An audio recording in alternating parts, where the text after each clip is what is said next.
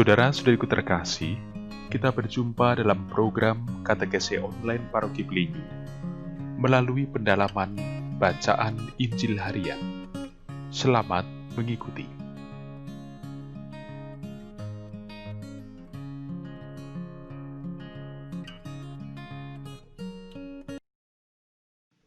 Pewartaan Sabda Tuhan dikutip dari Injil Lukas, pasal 6, ayat 20-26.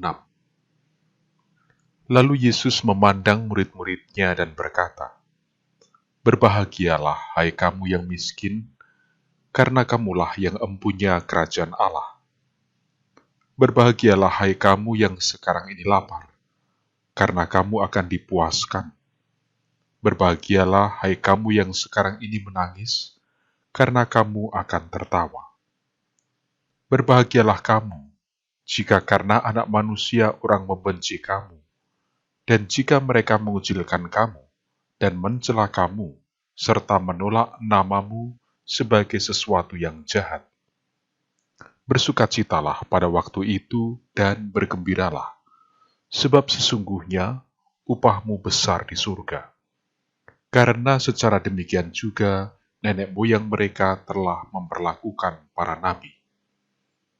Tetapi celakalah kamu, hai kamu yang kaya, karena dalam kekayaanmu kamu telah memperoleh penghiburanmu.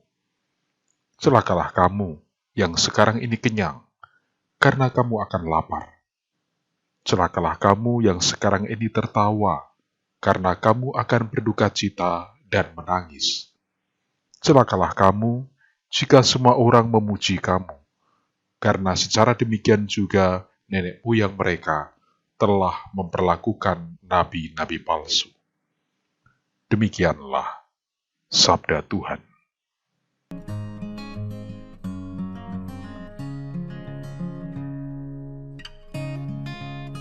Saudara-saudari yang terkasih dalam Tuhan, teks Injil Lukas yang kita renungkan kali ini bisa disebut sebagai salah satu dari bagian khotbah Yesus yang sangat terkenal.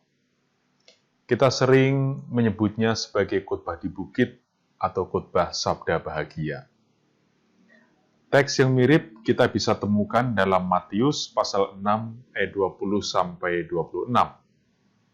Inti pesan yang mau disampaikan adalah tentang bagaimana para murid Yesus harus hidup di tengah dunia yang penuh tantangan dan perlawanan. Saudara-saudari, agak berbeda dengan Injil Matius. Di Injil Lukas ini, pengajaran dalam khotbah di bukit dimaksudkan untuk semua orang yang mengikuti Yesus. Entah itu orang banyak pada umumnya, entah para murid atau pengikut setia, yang diantaranya ada 12 rasul. Sekarang mari kita mengenal lebih dekat maksud dari khotbah di bukit dalam Injil Lukas. Khotbah ini terkenal sekali lagi dengan istilah sabda bahagia, dikarenakan berulang-ulang memakai ungkapan berbahagialah. Bagi penulis Injil, ungkapan ini dimaksudkan bukan dalam arti harapan yang belum pasti, seumpama perkataan semoga berbahagia. Tetapi sebaliknya, untuk maksud yang sudah pasti. Dalam teks berbahasa Yunani, dipakai istilah makarioi, yang maksudnya sejajar dengan kamu kini adalah bahagia, atau terberkati, atau mujur. Meski ungkapan berbahagia disandingkan dengan keadaan kontras, yaitu miskin, lapar, dan menangis, tetapi karena saat perubahan nantinya sudah pasti akan terjadi, maka para pengikut Yesus yang setia disebut telah berbahagia. Teks kita ini memakai istilah miskin kaya di ayat 20-24. Keduanya oleh penulis Injil Lukas bukan sekedar dalam arti sosial ekonomis dipakai dalam teks ini, melainkan dalam makna sosial religius.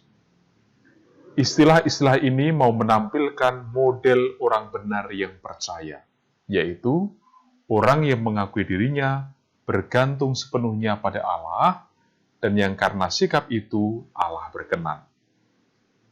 Orang-orang yang demikian disebut berada dalam lingkungan kerajaan Allah. Sebaliknya, seorang yang dengan congkak mengandalkan kekuatan dan miliknya, lalu bersikap acuh tak acuh pada Allah dan sesama, tentu saja tidak akan pernah memiliki pengharapan pada keadaan baru dalam Allah. Kita bisa menelusurinya dalam teks Injil Lukas pasal 16, ayat 19-31. Selanjutnya, saudara-saudari, dalam Injil Lukas juga memakai istilah lapar, kenyang, dan menangis tertawa, yaitu di ayat 21-25. Kondisi kontras tersebut kiranya menunjuk pada situasi perlakuan buruk terhadap para murid Yesus. Hal itu dikarenakan sering bukan oleh karena orang tidak suka dengan para murid sebagai pribadi, melainkan gara-gara karena mereka murid Yesus. Jadi, sebutan sebagai orang Kristen, seperti ditunjuk dalam Kisah Para Rasul pasal 11 ayat 26, itulah alasannya mengapa orang beriman sering mendapat perlakuan buruk. Menariknya, penulis Injil memberi catatan terakhir yang sungguh meneguhkan, yaitu bahwa dulu pun para nabi mengalaminya dan mereka sudah dibenarkan oleh Allah. Catatan terakhir ini dengan sendirinya menjawab pertanyaan yang bisa saja muncul di batin kita, yaitu apa sih jaminannya bahwa Allah akan memperhitungkan kesetiaan kita? Dan ternyata memang Allah telah lebih dahulu melakukannya dengan membenarkan para nabi, dan tentu saja telah menjamin kita dalam Yesus Kristus, yang kemudian saat ini dilanjutkan oleh Allah melalui karya pelayanan gereja. Kalau demikian, saudara-saudariku, memang sungguh berbahagialah, yaitu Anda kini adalah berbahagia, terberkati, dan mujur oleh karena kesetiaan iman dan kesungguhan Anda ingin mengabdi Yesus dalam seluruh waktu hidup dan kekuatan Anda. Sebab sungguh terlalu singkat waktu hidup kita di dunia, sehingga amat penting dimanfaatkan untuk pengabdian kepada Allah dalam sesama dan juga banyak orang yang berhati baik. Saudara-saudariku, semoga kehidupan Anda bersama dengan keluarga senantiasa dalam naungan rahmat Allah yang Maha Kuasa, demi nama Bapa dan Putra dan Roh Kudus. Amin.